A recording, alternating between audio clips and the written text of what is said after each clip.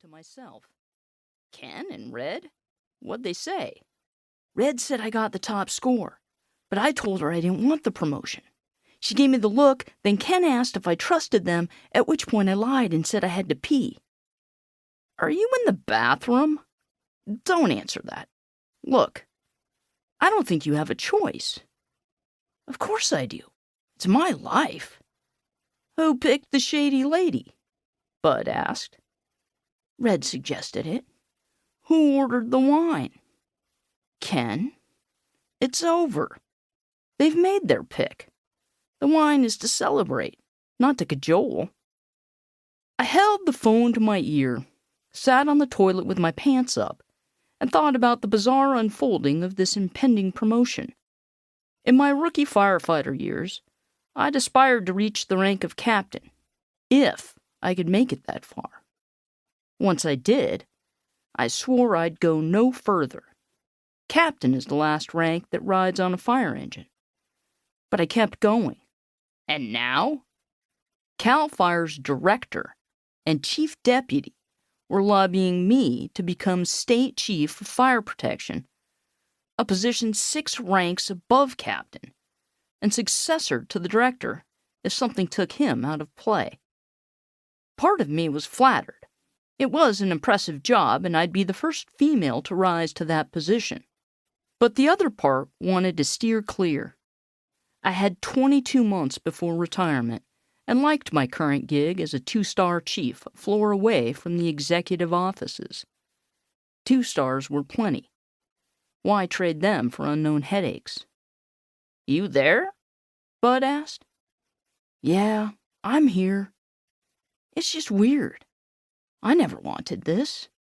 Pretty sure I still don't. But is it my duty? Who'd fill behind me?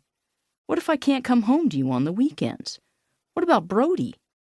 Maybe I can get out of this. Bud listened to my non-sequitur ramblings. He'd grown accustomed to them over the last 17 years. I'm proud of you, sweetie. Enjoy the wine. Love you too. I hung up and out of habit reached back to flush. Damn it. Drought year. Shouldn't have done that. When I slid back into the booth, Red smiled and asked, How's Bud? Damn. She had a strong mom gene. She also looked the part.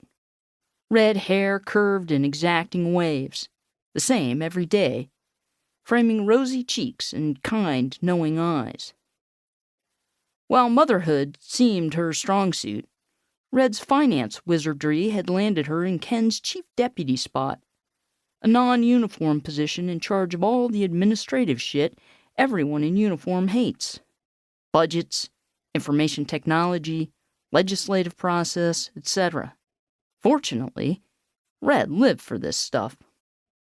Ken caught the waitress's eye, swung his finger in a circle for another round, and added, Oh, and a plate of fries for the table. Extra crispy, please.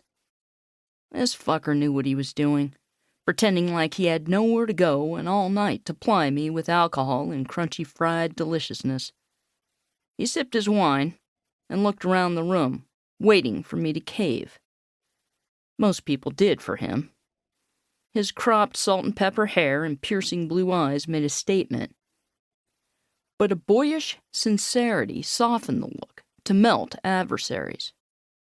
I avoided eye contact and reached for a small box of matches kept on the table for those who needed an outdoor smoke break between drinks. I opened and closed the matchbox drawer, always needing something to keep my hands busy. Balancing the matchbox on a corner, I flicked, spinning it under my index finger. Flick, spin, flick. My mind darted back to the matchbox I'd lifted from the kitchen drawer at 8 years old. Readying myself for an escapade with my bestie, I slid a full-size matchbox into my sweatshirt pouch pocket before sneaking out the side gate.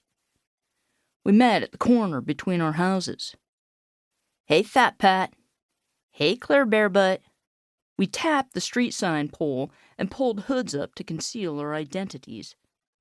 But anyone who looked out a window on this autumn Saturday afternoon